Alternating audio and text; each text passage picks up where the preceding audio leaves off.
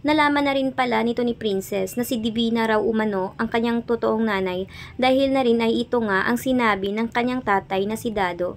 Kaya naman ay kinausap nga niya ito.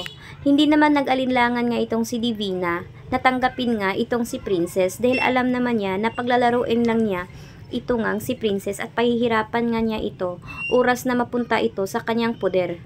Kaya naman ay binalaan nga si Princess nito nga ni Raymond na wag umanong sumama dito kay Divina dahil baka umano anong magagawa nito sa kanya. Dahil kilalang kilala ni Raymond ang ugali ni Divina at baka ay sasaktan lang niya itong si Princess.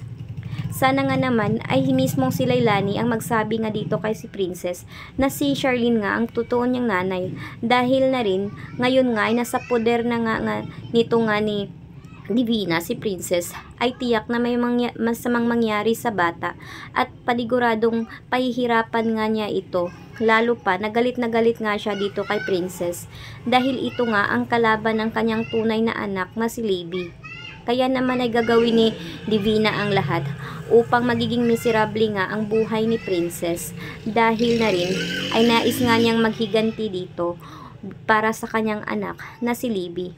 Kaya ngayon ay babalaan nila ni Raymond itong si Princess na huwag maniwala dahil nakikita nilang nagsisinungaling ito ngang si Divina dahil talagang hindi nga ito siguro ang kanyang tunay na ina. Kaya naman sinabi ni Charlene na mas mabuti na magagawa sila ng DNA test para dito.